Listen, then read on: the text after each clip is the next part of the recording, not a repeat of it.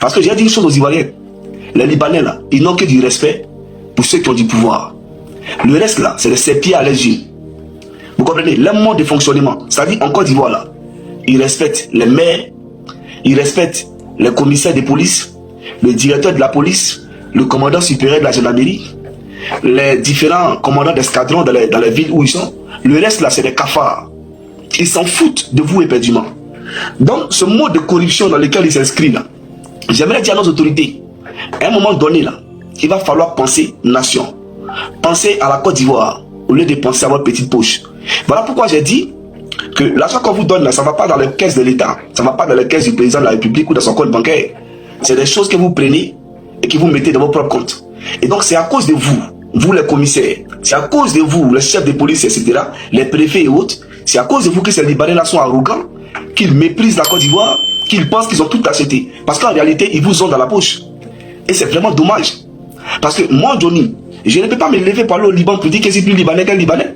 Est-ce que moi j'ai le droit même de conduire un véhicule au Liban? Je n'ai pas ce droit. Conduire même un véhicule au Liban, mon couillon Christ, je peux conduire un véhicule au Liban. Mettre mes enfants à l'école au Liban, je vais les chercher à 17 h. Après le cours, je vais les chercher. On rentre à la maison. Vous avez vu ça où? C'est impossible. C'est impossible. Vous comprenez? Et puis chez nous, là, regardez, ils ont des écoles privées. À eux, c'est les enfants seulement qui sont là-bas. C'est-à-dire que nous-mêmes dans notre propre pays, non seulement ils sont racistes chez eux, et ce racisme-là, ils veulent le transférer en Côte d'Ivoire. Je ne peux pas accepter ça. Et nous, on ne peut pas accepter ça. Il faut que ceux-là le comprennent. Nous, on n'a pas peur de vous. Hein. Il n'y a pas quelqu'un qui a peur des Libanais. Voilà. Voilà pourquoi j'interpelle ici les autorités policières, ces magistrats et juges corrompus. Là. Faites très attention. Parce que l'argent qui est là, c'est chimérique. On laisse mettre l'argent pour mourir. L'homme, là, il a plus de valeur que l'argent. Ton pays a plus de valeur que l'argent. Vous ne pouvez pas permettre à des gens, comme ces gens-là, de venir cracher sur vos frères, cracher sur vos peuples, parce qu'on vous donne de l'argent. Les Libanais, mecs, qui payent des terrains dans notre pays, qui sont en litige avec des Ivoiriens, et puis les Ivoiriens payent des procès dans leur pays. On leur arrache les terrains pour donner aux Libanais. Ça, c'est pas normal. Toi, tu peux arracher tes terrains au Liban. Toi-même, le juge ou le magistrat, là, tu peux acheter terrain au Liban. Tu ne peux pas acheter terrain au Liban. C'est un fait. Donc, quand nous les dénonçons, là, on les dénonce en connaissance de cause. C'est ça la réalité. Quand ils viennent dans nos pays, là, les passeports ne sont pas confisqués. Par contre, quand nos frères vont là-bas, nos soeurs vont là-bas, elles sont violées. Les passeports sont confisqués, donc elles n'ont pas d'identité. Les patrons disposent d'eux comme bon les semble. Ils ne peuvent pas sortir du territoire. C'est ça la réalité. Les droits de l'homme sont bafoués, sont violés au Liban. Vous comprenez? Le brassage de culture, quand ils viennent dans le pays de quelqu'un là, il y a ce qu'on appelle l'intégration. Il faut t'intégrer. Voilà, moi, Johnny Pacheco, ici là, j'écris en finlandais, je parle finlandais. Vous comprenez? J'aurais été d'un pays anglophone, ça aurait été plus facile parce que j'écris en anglais, je parle en anglais. C'est ce qu'on appelle l'intégration.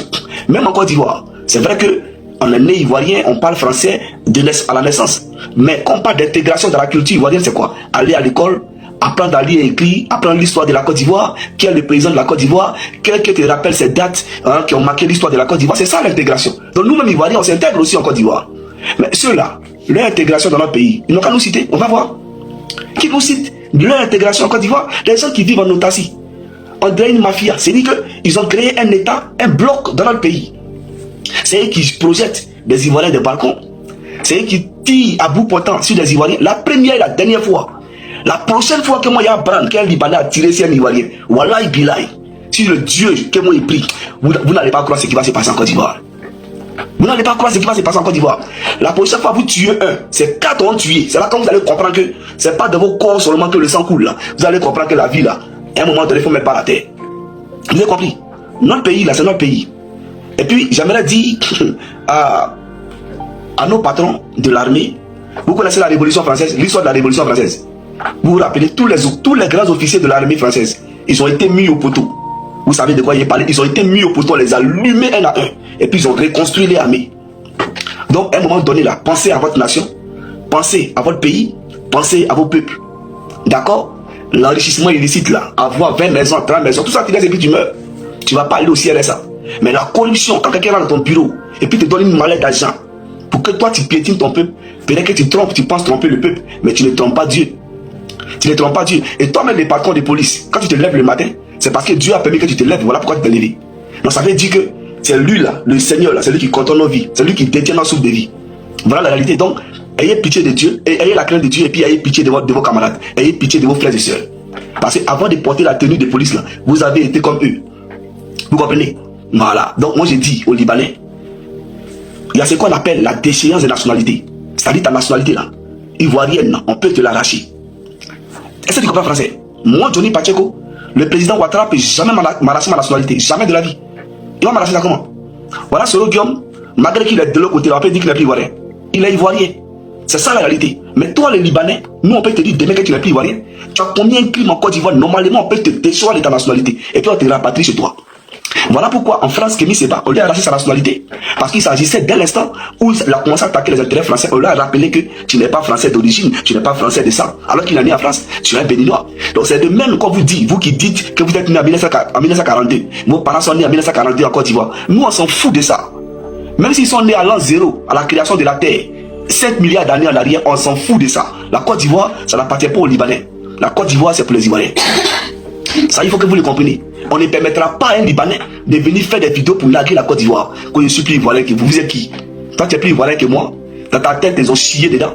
Et vous là, il faut vous calmer. Hein. Moi, j'ai dit que c'est par rapport à Sanayek là. À Sanayek. Voilà pourquoi je suis un peu modéré. Parce que c'est un ami qui est côtoyé. Voilà. C'est par rapport à lui que c'est pas trop bizarre. Son dialogue est très bizarre, très désagréable. C'est moi qui vous dis ça.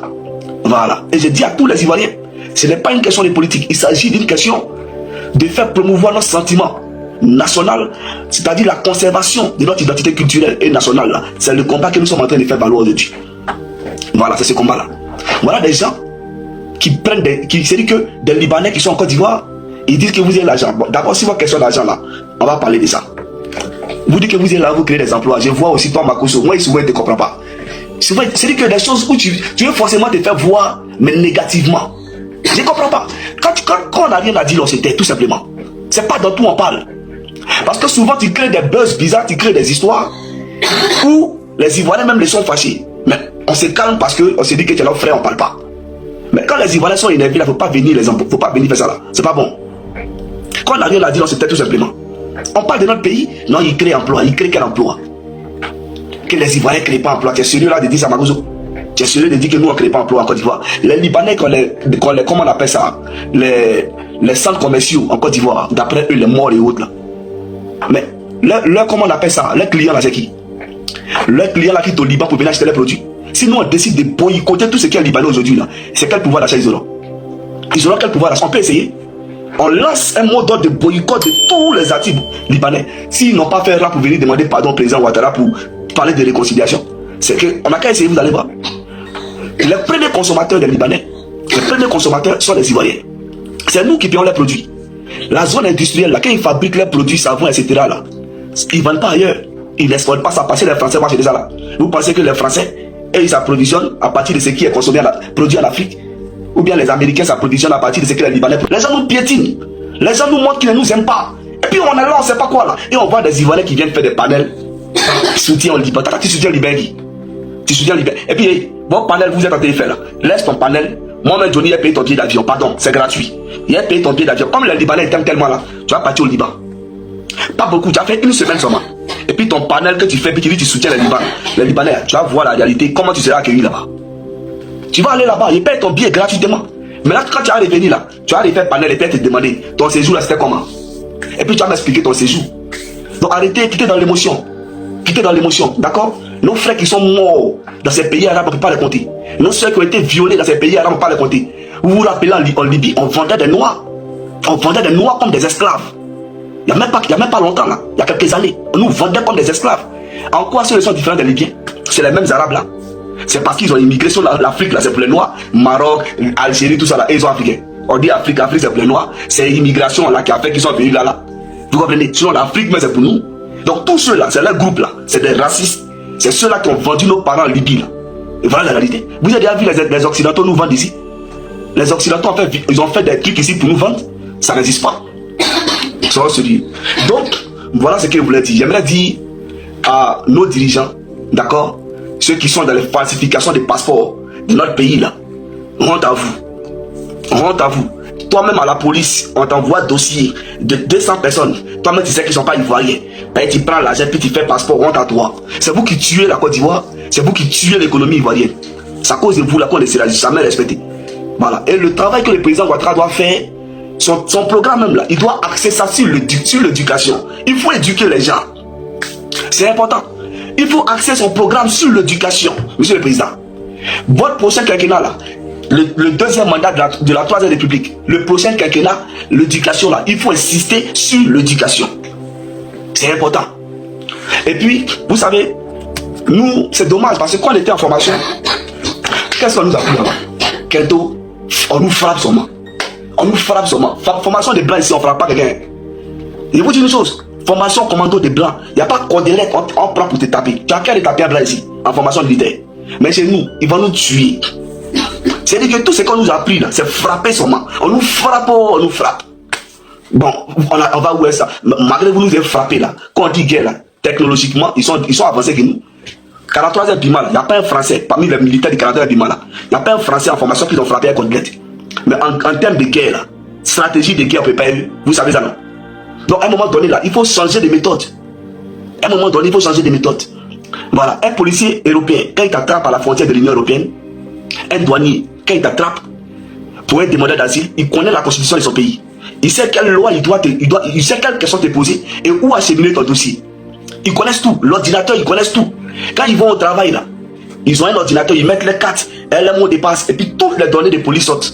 Chez nous, on est encore dans les histoires de dactylographie où on va taper. Bon, les gars, soit on veut évoluer, soit on ne veut pas évoluer. Soit on veut avancer, soit on ne veut pas avancer.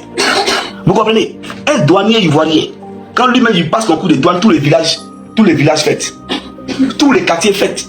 Toutes les filles affluent devant sa porte, elles vont passer à mini-jeep pour se faire remarquer. Pourquoi? Parce qu'il est un peu. Il va aller voler là pour venir donner. C'est-à-dire que l'intention déjà, le vol. Un douanier qui attrape quelqu'un à la frontière, lui c'est son argent qu'il va prendre. Lui, le pays là, lui c'est pas son problème. C'est-à-dire que tu as la frontière par exemple entre la Côte d'Ivoire et la Guinée. Entre la Côte d'Ivoire et le Libéria, il y a un danger qui arrive. Mais quand tu donnes l'argent, tu ne penses même pas aux 30 millions d'Ivoiriens qui comptent sur toi. Parce que quand tu es à la frontière là, il faut savoir que derrière toi, il y a 30 millions d'Ivoiriens qui comptent sur toi. Ces 30 millions d'Ivoiriens là, tu es tout pour eux. Tu comprends un peu? Tu es tout pour eux.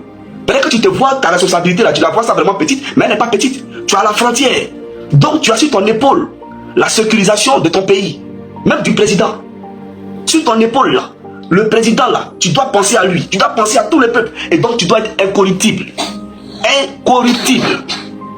Mais, en dépit de tout ça, c'est-à-dire, le président, la nation conçue toi à la frontière, mais à cause de l'argent, toi tu laisses rentrer les gens, après les gens meurent. Tu penses que quand ils meurent là, ce qui prend le péché, c'est toi, tu es damné, parce que c'est toi qui as permis à ce que le mal rentre dans ton pays.